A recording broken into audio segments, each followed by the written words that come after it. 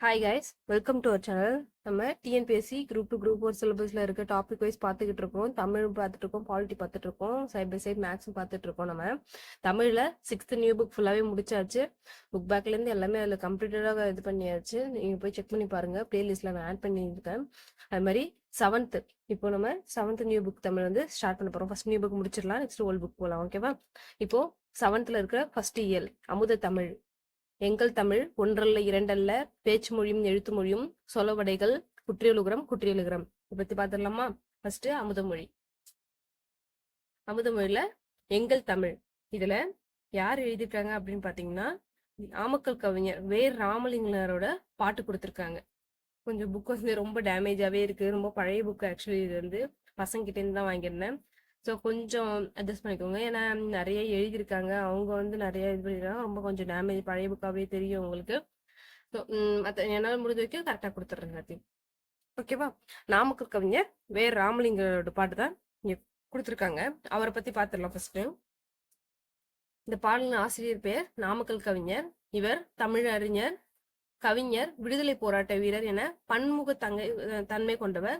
காந்தியடிகளின் கொள்கைகளில் ஈர்க்கப்பட்ட காந்தியத்தை பின்பற்றியதால் இவர் காந்திய கவிஞர் என்பவர். காந்திய கவிஞர் யாருன்னு கேட்டாங்கன்னா அது நாமக்கல் கவிஞர் தான். இவரை நல்லா ஞாபகம் வச்சுக்கோங்க, இது ப்ரீவியஸ் இயர் கொஸ்டின் நிறைய வாட்டி கேட்டிருக்காங்க. தமிழகத்தின் முதல் அரசவை கவிஞராக விளங்கினார், இதை பத்தியும் கேட்டிருக்காங்க. யார் வந்து முதல் அரசவை கவிஞராக இருக்காங்க அப்படின்னு சொல்லி, இது எல்லாமே ப்ரீவியஸ் இயர் கொஸ்டின். இவரு சிலபஸ் ரொம்ப இம்பார்ட்டன்ட். இவருடைய நூல்கள் பார்த்துடலாம். மலைக்கல்லன், நாமக்கல் கவிஞர் பாடல்கள், என் கதை, சங்கொலி. ஓகேவா? இவரது தெய்வ திருமலர்னு இன்னொரு நூலும் இருக்கு, அது இதுல கொடுக்கல, எழுதிக்கோங்க. ஓகேவா? நாமக்கல் கவிஞர் பாடல்கள் வந்து பத்மபூஷன் விருது பெற்றிருக்கு இதுக்கு முன்னாடி. ஓகே, சிலபஸ் ரொம்ப ரொம்ப ரொம்ப முக்கியம். பாட்டு பார்த்துடலாம். அருள் நெறி அறிவை தரலாகும், அதுவே தமிழன் குரலாகும். பொருள் பெற யாரையும் புகழாது, போற்றாதாரையும் இகழாது. கொல்லா விரதம் குறியாக, கொள்கை பொய்யா நெறியாக, எல்லா மனிதரும் இன்புறவே, என்றும் இசைந்திரும் அன்புறமே. அன்பும் அறமும் ஊக்கிவிடும், அச்சம் என்பதை போக்கிவிடும். இன்பம் பொழிகிற வானொலியாம், எங்கள் தமிழனும் தேன்மொழியாம். இந்த பாடல் வரிகளை படிச்சுக்கோங்க. முடிஞ்ச வரைக்கும் எல்லா பாடல் வரிகளும் ஞாபகம் வச்சுக்க. எல்லா பாடலும் இல்லை, ஏதாச்சும் ஒரு க்ளூ வச்சு படிச்சு பாருங்க. ஓகேவா? அருள் தரலாகும், குரலாகும், இந்த மாதிரி இருந்தா இவர் நாமக்கல் கவிஞர், அந்த மாதிரி ஏதாவது ஞாபகம் வச்சுக்கோங்க. ஓகேவா? அடுத்து சொல்லும் பொருளும். ஊக்கிவிடும், ஊக்கப்படுத்தும், உரி, குறிக்கோள், விரதம், நோன்பு, பொழிகிற, தருகின்ற. ஓகே, பாடல் பொருள் வந்து ரொம்ப முக்கியம் கிடையாது, ஆனா நமக்கு படிக்கும் போதே பாடலோட பொருள் தெரிஞ்சிருக்கும். நம் தாய்மொழியாம் தமிழ் மொழி அருள் நெறிக நிரம்பிய அறிவை தருகிறது, அதுவே தமிழ் மக்களின் குரலாகவும் விளங்குகிறது. தமிழ் மொழியை கற்றோர் பொருள் பெறுவதற்காக யாரையும் புகழ்ந்து பேச மாட்டார், தம்மை போற்றாதவர்களையும் இகழ்ந்து பேச மாட்டார். கொல்லாமையை குறிக்கோளாகவும் பொய்யாமையை கொள்கையாகவும் கொண்டு எல்லா மனிதர்களும் இன்புற்று வாழ அன்பும் அறவும் உதவும். நம் தமிழ் மொழி அனைவரிடத்தும் அன்பையும் அறத்தையும் தூண்டும், அஃது அச்சத்தை போக்கி இன்பம் தரும். எங்கள் தமிழ் மொழி தேன் போன்ற மொழி. அழகா சொல்லியிருக்காருல தமிழ் மொழி பொறுத்து. எங்கள் தமிழ்ன்றதுல இவர் எழுதியிருக்காரு. யாருன்னு பாத்தீங்கன்னா நாமக்கல் கவிஞர். இவரை காந்திய கவிஞர்னு சொல்றாங்க. இவர் தான் முதல் அரசவை கவிஞராக விளங்கியிருக்காரு. இவரு நூல்கள் பாத்தீங்கன்னா மலைக்கல்லன், நாமக்கல் கவிஞர் பாடல்கள், என் கதை, சங்கொலி, தெய்வ திருமலர். ஓகேவா? இவருடைய கவிதை தொகுப்புலாம் பாருங்க. திருமலர், இதெல்லாம் எக்ஸ்ட்ரா பாயிண்ட்ஸ் நான் எழுதி வச்சிருக்கிறது. திருமலர், இசைமலர், சமுதாய மலர், பல்சுவை மலர். மலர்னு வந்தாலே நாமக்கல் கவிஞர் அப்படின்ற மாதிரி ஞாபகம் வச்சுக்கோங்க. இவருடைய இசை நாட்டு 3, புதினம் வந்து 5 இருக்காரு, கவிதை 10, மொழிபெயர்ப்பு 4 இவருடைய நூல்கள்லாம். இத ஒரு வாட்டி மேட்ச் த ஃபாலோயிங்ல கேட்டிருக்காங்க. இது எல்லாமே ப்ரீவியஸ் இயர் கொஸ்டின். அடுத்து இவருடைய இம்பார்ட்டன்ட் கூற்றுகள், பாட்டு வரிகள்லாம் பார்த்துலாம். கத்தியின்றி ரத்தமின்றி யுத்தம் ஒன்று வருகுது, உப்பு சத்தியாகிரகத்தப்ப இந்த பாட்டு தான் பாடியிருப்பாங்க. உங்களுக்கு நம்ம வந்து ஐயனம்ல படிச்சிருப்போம். அந்த பாட்டு பாடினது யாருன்னா நாமக்கல் கவிஞர். இவர் பாட்டாளி மக்கள் பசி தீர வேண்டும்னு சொல்லியிருக்காரு. பெண்மைக்கு பல முகங்கள் உண்டு அப்படின்றதையும் இவர் தான் சொன்னாரு. தமிழன் என்று இனம் உண்டு, அதுக்கு ஒரு தனி குணம் உண்டு. இது சொன்னதும் இதெல்லாம் கேட்டிருக்காங்க. இந்த லைன் யார் சொன்னது, இந்த கூற்று யார் சொன்னது, இந்த பாடல் வரிகள் யார் சொன்னது அப்படின்னு சொல்ற மாதிரி கேட்டிருப்பாங்க. இது எல்லாமே ப்ரீவியஸ் இயர் கொஸ்டின். தமிழன் என்று சொல்லடா, தலை நிமிர்ந்து நில்லடா. இது ஆக்சுவலி என்னன்றது எனக்கே தெரியல, முன்னாடி எழுதி வச்சிருந்தது. நான் இன்னொரு வாட்டி செக் பண்ணிட்டு பார்த்து சொல்றேன். அன்பு கொடுப்பால், ஓகே, நான் அதை நெக்ஸ்ட் டைம் சொல்றேன். பலே பாண்டியா பிள்ளை நீ ஒரு புலவன் என்று ஐயமில்லை என்பதில் ஐயமில்லைன்னு சொல்லிருக்கிறது பாரதியார். அதாவது நாமக்கல் கவிஞரை பத்தி பாரதியார் சொல்லியிருக்காரு. பலே பாண்டியா பிள்ளை நீ ஒரு புலவர் என்பதில் ஐயமில்லை அப்படின்னு சொல்லிட்டு நாமக்கல் கவிஞரை பார்த்து பாரதியார் சொல்லியிருக்காரு. நாமக்கல் கவிஞர் ரொம்ப ரொம்ப ரொம்ப இம்பார்ட்டன்டான டாபிக். நம்ம லாஸ்டா வந்து ஒரு ஒரு இது ஒவ்வொரு ஆசிரியர்களை பத்தி பார்க்கும்போது அவரை பத்தி தனியா பார்த்துடலாம். அடுத்து ஒன்றல்ல இரண்டல்ல இந்த பாடல் பாருங்க. ஒன்றல்ல இரண்டல்ல தம்பி சொல்ல ஒப்புமை இல்லாத அற்புதம் இந்நாட்டில், தமிழ்நாட்டில், நம் நாட்டுலதான். தென்றல் தரும் இனிய தேன்மணம் முகம் கமழும் செங்கனியும் பொன் கதிரும் தத்துவம் நன்செய்வலம் பகை வென்ற திறம்பாடும் பரணி வகை செழும் பரிபாடல் கலபகங்கள் 8 தொகை வான் புகழ் கொண்ட குரலோடு அகப்புறமும் செம்பொருள் கொண்ட தமிழ்ச்சங்க இலக்கிய பெருஞ்செல்வம் முல்லைக்கு தேர் கொடுத்தான் வேல்பாரி வான் முகிலினும் புகழ்படைந்த உபகாரி கவிச்சொல்லுக்கு தலை கொடுத்தான் அருள்மீறி இந்த வள்ளெல்லாம் குமணல் வாழ்ந்தவர் வரலாறு. தமிழ்நாட்டை பத்தி அழகா சொல்லியிருக்காரு. யார் சொல்லியிருக்காரு பாத்தீங்கன்னா உடுமலை நாராயண கவி. இவர பகுத்தறிவு கவிராயர்னு சொல்லுவாங்க. எல்லாருக்கும் சொல்லும் பொருள் பார்த்தலாம். ஒப்புமை, ஒப்புமைன்னா ஒப்புதல் பற்றி பார்த்தது, அதை இணைன்னு சொல்றோம். அற்புதம் வியப்பு, முகில்னா மேகம், உபகாரி வள்ளல். இதுல முக்கியமான லைன்ஸ் எல்லாம் பார்த்திடலாம். பகைவரை வென்றதை பாடுவதுதான் பரணின்னு சொல்றோம் நம்ம. பரிபாடலும் கலம்பக நூல்களும் 8 தொகையும் வான்புகழ் கொண்ட திருக்குறளும் அகம்புறம் ஆகியவற்றை மேற்புறம் கொண்ட பாடப்பட்ட சங்க இலக்கியங்களும் தமிழ் இலக்கிய வளங்களில் ஒன்றல்ல இரண்டல்ல ஆயிரக்கணக்கில் இருக்கு அப்படின்ற மாதிரி சொல்றாங்க. முல்லைக்கு தேர்த்தந்த மழை மேகத்தை விட புகழ் பெற்றவன் வள்ளல் பாரி. உங்களுக்கு தெரியும் நினைக்கிறேன். பாரி வந்து முல்லைக்கொடிக்கு படரட்டும் அப்படின்னு சொல்லி அவருடைய தேரையை கொடுத்துட்டு வந்தாரு. புலவரின் சொல்லுக்காக தன் தலையே தர துணிந்தான் குமணவள்ளல்.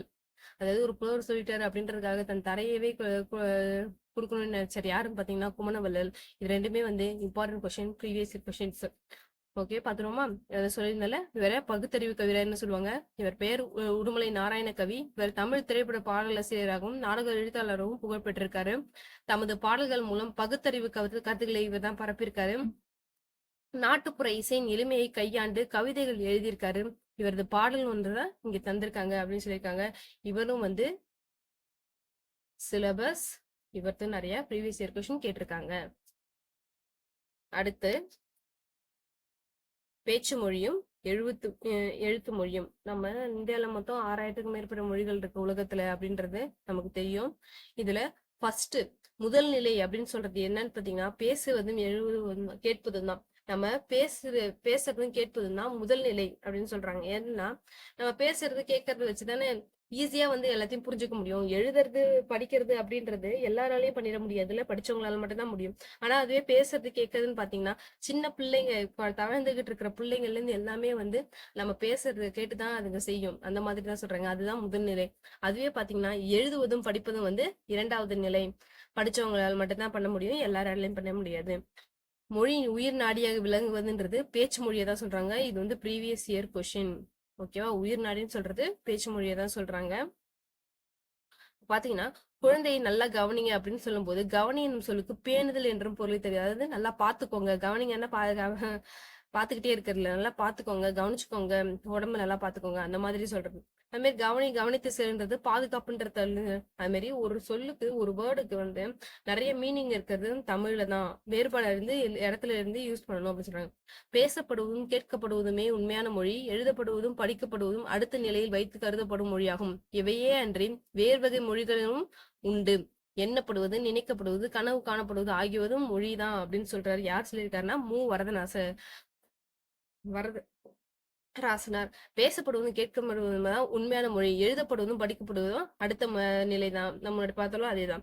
அது போல நம்ம நினைக்கிறது, என்றது, கனவு காண்றது எல்லாமே ஒரு மொழிதான் அப்படின்னு சொல்லியிருக்காரு. யார் சொல்லியிருக்காரு அப்படின்னு பாத்தீங்கன்னா வரதராசனார். அடுத்து இங்க பாருங்க, இது முக்கியமான இது லைன்ஸ் முன்னாடி கேட்டிருக்காங்க ப்ரீவியஸ் இயர் கொஸ்டின். எடுத்தல், படுத்தல், நலிதல், உழப்பில் திரிபும் நத்தமிழ் சிறிது உளவாகும். இதுலன்னா நன்னூல்ல சொல்லியிருக்காங்க. எடுத்தல், படுத்தல், நலிதல், உழுதல், திரிபும் தத்தமிழ் சிறிது உளவாகும். நன்னூல், நல்லுன்னா நல்ல ஞாபகம் வச்சுக்கோங்க. நல்ல புத்தகத்தை எடுத்து படிக்கணும் அப்படின்ற மாதிரி ஞாபகம் வச்சுக்கோங்க. ஈஸியா ஞாபகம் இருக்கும். அடுத்து வட்டார மொழி. வட்டார மொழி அப்படின்னா ஒரு ஒரு இடத்துல ஒரு ஒரு மாதிரி பேசுவாங்க. இப்ப வந்து எங்க இதுல பாத்தீங்கன்னா, வேர்க்கடலை அப்படின்றத மல்லாட்டுன்னு சொல்லுவாங்க. சில இடத்துல மல்லாக்கொட்டைன்னு சொல்லுவாங்க. சில இடத்துல கடலைன்னு சொல்லுவாங்க. சில இடத்துல வேர்க்கடலைன்னு சொல்றாங்க. அததான் வட்டார மொழின்னு சொல்றாங்க. இங்க இருக்கிறது, இருக்கு, இருக்குது.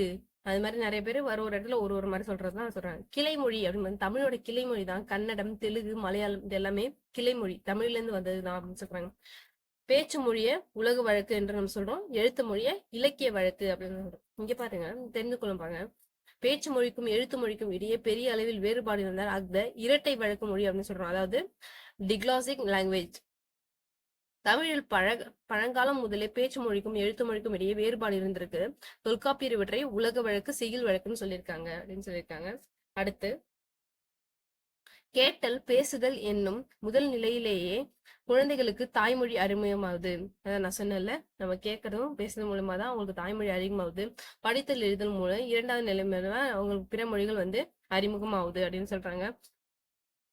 தமிழ் பேச்சு மொழிக்கும் எழுத்து மொழிக்கும் இடையே வேறுபாடு உண்டு. அதான் இரட்டை வழக்கு மொழி. இதை யார் சொன்னதுன்னு முன்னாடி படுத்து நம்ம டிக்ளாசிக் லாங்குவேஜ் அப்படின்றத. இக்காலத்தில் புதிய அறிவியல் கண்டுபிடிப்புகள் மூலம் சான்றோர்களின் உரைகள் ஒளிப்பதிவு மற்றும் ஒளிப்பதிவு செய்யப்படுகின்றன. அதாவது இந்த ஒளி வந்து சவுண்ட் மூலமாகவும் இந்த ஒளிமையும் காணொலி மூலமாகவும் நமக்கு பதிவு செய்யப்படுறாங்க. இதன் காரணமாக பேச்சு மொழியும் நீண்ட காலம் நிலைத்து நிற்கும் நிலை இங்க ஏற்பட்டிருக்கு அப்படின்றது சொல்றாங்க. அவ்வளவுதான். இது பாருங்க, எளிய நடிகில் தமிழ் நூல் எழுதிடவும் வேண்டும், இலக்கண நூல் புதிதாக இயற்றுதல் வேண்டும். இது ரொம்ப இம்பார்ட்டன்ட். யார் சொல்லியிருக்காருன்னு பாத்தீங்கன்னா பாவேந்தர் பாரதிதாசன். ஓகே, எளிய நடையில தமிழ் நூல் எழுதிட வேண்டும், இலக்கண நூல் புதிதாக இயற்றுதல் வேண்டும் அப்படின்னு சொல்லி பாரதிதாசன் சொல்லியிருக்காரு. அடுத்து சொலவடைகள். சொலவடைகள் வந்து சிலபஸ் கிடையாது, அங்கங்க சும்மா ஒரு கதை மாதிரி தான் இருக்கு. படிச்சு பாருங்க, நல்லா இருக்கும். ஃப்ரீ டைம்ல படிச்சு பாருங்க, ரொம்ப இம்பார்ட்டன்ட் டாபிக் கிடையாது. சொலவடைகள்னா நம்ம சொல்ற பழமொழியை தான் சொலவடைகள் அப்படின்னு சொல்றாங்க. ஓகேவா?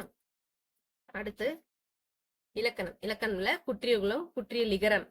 ஆக்சுவலி நமக்கு தெரியும் சார்பெழுத்துக்கள் வந்து 10 வகையா பிரிஞ்சிருக்கு அப்படின்னு சொல்லிட்டு. உயிர்மை, ஆயுதம், உயிரிழப்படை, ஒற்றலைப்படை, குற்றியல் லுகரம், லிகரம், ஐகார குறுக்கம், அவுகார குறுக்கம், மகர குறுக்கம், ஆயுத குறுக்கம். இதுல குற்றியல் லுகரமும் லிகரமும் இந்த ஸ்டாண்டர்ட்ல பாத்துடலாமா? லுகரம் அப்படின்ற போது உகரம் ஊ இருக்குல்ல, அததான் சொல்றாங்க. உகரம் குறிந்து வர்றதுதான் லுகரம், குற்றிய லுகரம் அப்படின்னு சொல்றாங்க. இப்ப பாத்தீங்கன்னா எக்ஸாம்பிள் பாருங்க, குழந்தை, வகுப்பு, பாக்கு. இங்க கூ கூன்னு வேற வேற வேற இடத்துல வந்திருக்கு. இந்த கூ கூன்றது முதல்லயும் வந்திருக்கு, நடுவுலயும் வந்திருக்கு, கடையிலயும் வந்திருக்கு. தெரியுதா? அப்போ இந்த கூ அப்படின்றது ஒரு மாத்திரையில இருந்து அரை மாத்திரையா குறையுது அப்படின்னு சொல்றாங்க. முதலிலும் இடையிலும் வரும்பொழுது முழுமையாக ஒழிக்கிறது. அதுவே இறுதியில வரும்போது அரை மாத்திரையா குறைஞ்சிருது.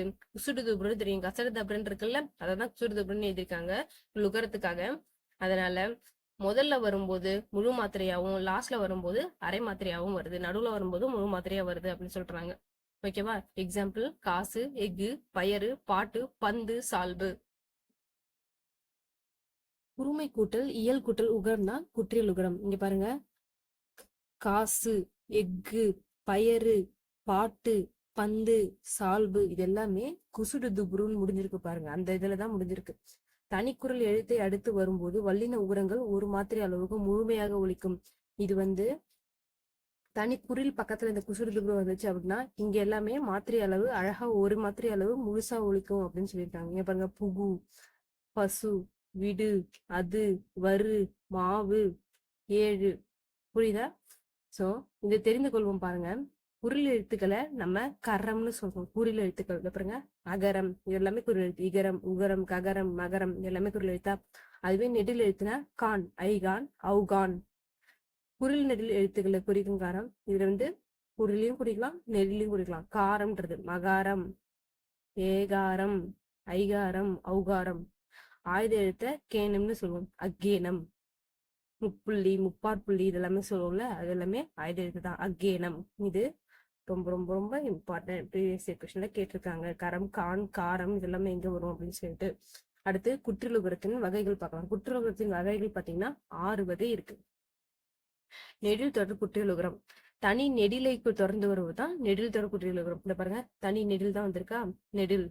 இதுக்கு பக்கத்துல குசுடு புருன்னு வந்திருக்கா, இந்த மாதிரி வருதா நெடில் தொடர் குற்றியலுகரம். அடுத்து ஆயுத தொடர் குற்றியலுகரம். ஆயுத எழுத்துக்கு பக்கத்துல அந்த குசுடு புரு வரணும். எஃகு, அத்து அப்படின்னு வந்திருக்கு பாருங்க. அடுத்து உயிர் தொடர் குற்றியலுகரம். உயிர் தொடர் குற்றியலுகரம்னா உயிர் எழுத்துக்களுக்கும் மெய் எழுத்துக்கும் இது மாதிரி வரும்ல. இப்ப இரு கூட்டல் ஆ, ரா, இப்பு கூட்டல் ஆ, பா அது பக்கத்துல அந்த மாதிரி வர்றது. அது பக்கத்துல குசுடுதுபு வந்துச்சு அப்படின்னா அது உயிர் தொடர். வன் தொடர்னா தசரதபுரம் நமக்கு தெரியும். இக்கு, இச்சு, இட்டு, இத்து இது பக்கத்துலாம் குசுடுதுபுரு வரணும். மேக்சிமம் அதோட துணை எழுத்து அதே இதுதான் வரும். இவங்க பூனா இக்கு தான் வரும், சூனா இச்சு தான் வரும், அந்த மாதிரி தான் வரும். அடுத்து மென்தொடர். மென்தொடர்னு நமக்கு தெரியும். நம்மன அது பக்கத்துல குசுடுதுபுரு வருது, மென்தொடர் குட்டியில் வரும். இதெல்லாம் ரொம்ப ஈஸியானது தான். இடைத்தொடர்னா இடையின எழுத்துக்கள் பக்கத்துல வர்றது. குசுடுதுபுரு வந்துச்சுன்னா இடைத்தொடர் குட்டியில் வரும். ஸோ குற்றுருபுரம்னா நமக்கு குசுடுதுபுரு ஞாபகம் வந்துடணும், உகரம்ன்றது ஞாபகம் வந்துடணும், குற்றுருபுரத்துல 6 வகை இருக்குன்றது நமக்கு ஞாபகம் வந்துடணும். அடுத்து இங்க பாருங்க, இவ் என்னும் எழுத்தை தொடர்ந்து குற்றியலுகர சொற்கள் வராது, எந்த இடத்துலயுமே வராது அப்படின்னு சொல்றாங்க. இவ்வுன்றது கசதெல்லாம் இரல வழல வரும், இடைநெய்தல வரும். இடைநெய்தல குற்றியலுகரத்துல இவ்வு பக்கத்துல வராது. அது மாதிரி சூடுரு ஆகியவை இறுதியமையாக இடைத்தொடர்ல வராதுன்னு சொல்லியிருக்காங்க. இடைத்தொடர்ல இவ்வு பக்கத்துல குற்றியலுகர வராது, அது மாதிரி சூடுருன்ற வருது வரவே வராது அப்படின்றத சொல்லியிருக்காங்க. அடுத்து குற்றிய லிகரம். குற்றிய லிகரம்னா குறுமை கூட்டல் இயக்குட்டல் இகரம். அங்க என்ன இருந்துச்சு, உகரம். இப்ப பாருங்களேன், வரகு கூட்டல் யாது, இந்த சொற்களை சேர்த்து எழுப்பும்போது வரகியாதுன்னு வருமா. முதல் சொல்லின் இறுதியில் உள்ள கூ என்னும் எழுத்து கீ என்று ஒலிக்கிறது. அதுவும் முழுமையாக ஒரு மாத்திரை அளவில் ஒலிக்காமல் அரை மாத்திரையாக ஒலிக்கிறது. இந்த மாதிரி தன்னோட ஒரு மாத்திரையில இருந்து குறைஞ்சி அரை மாத்திரையாக ஒலிக்கிறது தான் குற்றியல் லிகரம். ஓகே, குற்றியல் லிகரம் வந்து 2 இடங்கள்ல மட்டும்தான் வரும். பாப்போமா. குற்றிய லுகர சொற்களை தொடர்ந்து எகரத்தை முதல் எழுத்தாக கொண்ட சொற்கள் வரும்பொழுது குற்றிய லுகரத்தில் உள்ள உகரம் இகரமாக மாறும். இப்ப பாருங்களேன், பொக்கு ஊன் வருதுல, இது வந்து உகரம். அதுவே யாதுன்றது வரும்போது இக்கு கூட்டி ஈ ஆகி இகரமா ஆயிடுது, பொக்கியாது. இங்க பாருங்க, நாடு நாடியாது, தோப்பு தோப்பியாது, எனப்படுவது எனப்படுவது யாது. இது வந்து ஒரு இடம். அடுத்தது இரண்டாவது, மியா என்னும் ஓர் அசை சொல் ஒரு அசை நியாயத்திற்கு வருவது இது. இதில் மீ இல் மீன்றது இம்முக்குட்டு ஈன் வருமா உள்ள இகர குற்றியலுகரம் ஆகும். இது சொற்கள் இடம்பெறும் போது தனக்குரிய மாத்திரை அளவிலிருந்து குறைந்து ஒழிக்கும். கேள்மியான்றது கேன்மியான்னு வருது பாருங்க, செல்மியான்றது சென்மியான்னு வருது. குற்றியலுகரம் தற்போது உரைநடை வழக்கில் இல்லை, இலக்கியங்களில் மட்டுமே உள்ளது. குற்றியலிகரம்ன்றது இப்ப உரைநடை வழக்கத்துல இல்லையாம், இலக்கியத்தில் மட்டுமே இருக்காம். சோ குற்றியலுகரம்ன்றது 2 இடத்துல மட்டும்தான் வரும். ஃபர்ஸ்ட் வந்து கொக்கியாவது அந்த எக்ஸாம்பிள் தான். அடுத்தது மியா மியான்ற அசை சொல் வச்சு வரும். ஓகேவா, ரொம்ப ரொம்ப ஈஸி. குற்றியல் லுகரம்ன்றது 6 வகைப்படும். குற்றியல் லிகரம்ன்றது 2 வகை, 2 இடத்துல தான் மட்டும்தான் வரும். வகையா அது பிரிக்கல, 2 இடத்துல மட்டும்தான் பிரிச்சிருக்காங்க. அது மாதிரி குற்றியல் லுகரத்துல வந்து இவ்வுக்கு அடுத்து குற்றியல் இவ்வு வச்சு குற்றியலுகர சொற்கள் இல்லவே இல்லைன்றாங்க.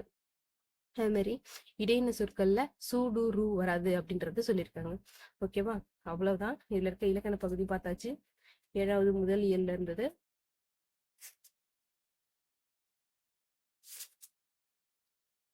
கலைச்சல் வந்து புக் பேக் பார்க்கும்போது பார்த்துடலாம். Okay, for more information and phone updates இருக்கு நம்ம சேனலை சப்ஸ்கிரைப் பண்ணிக்கோங்க, ஃபாலோ பண்ணிக்கோங்க. தேங்க்யூ.